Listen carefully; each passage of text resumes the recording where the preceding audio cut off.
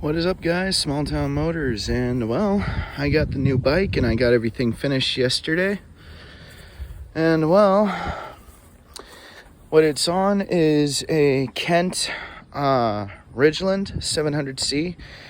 The tires are thicker than the Schwinn was.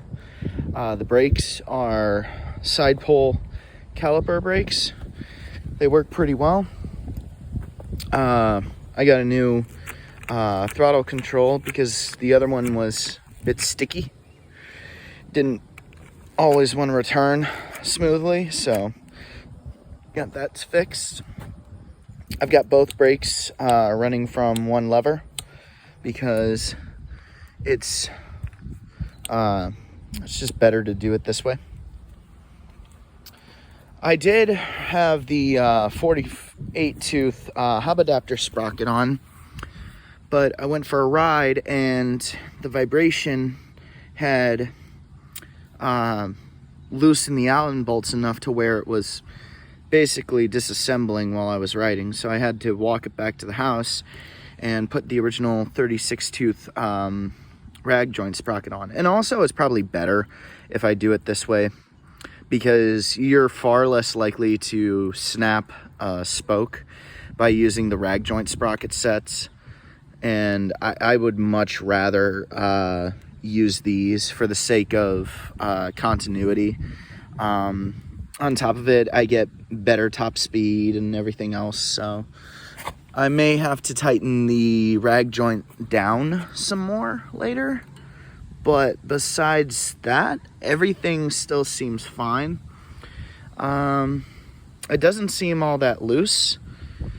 I think I'm doing fine right now. I have the upgraded chain tensioner on, and same as before, I have the 420 chain on.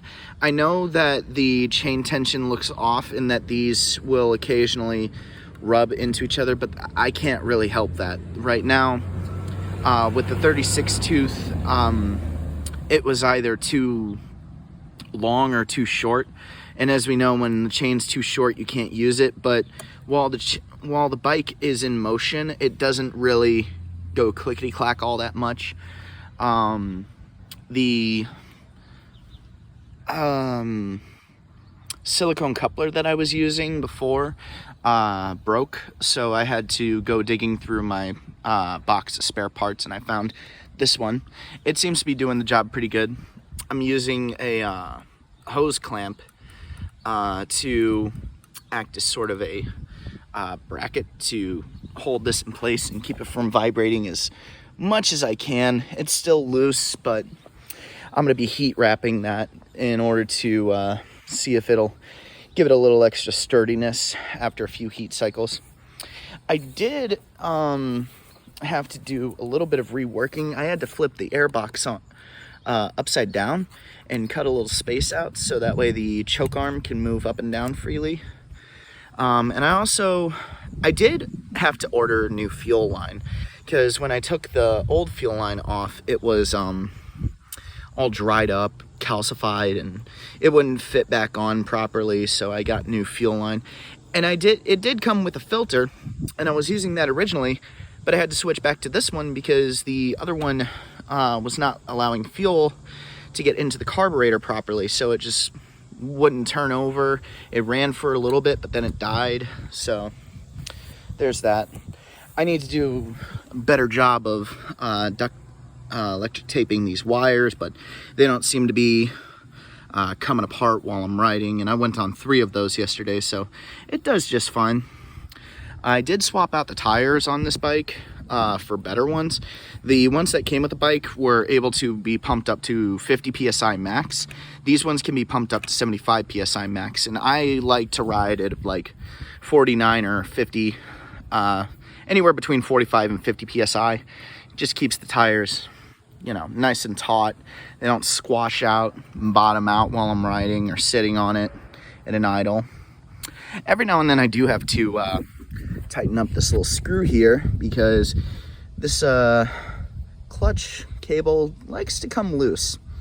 I do plan on getting a proper screw to put in here, or proper clutch stop, whatever. I can't remember what it's called, but I do plan on eventually fixing this issue.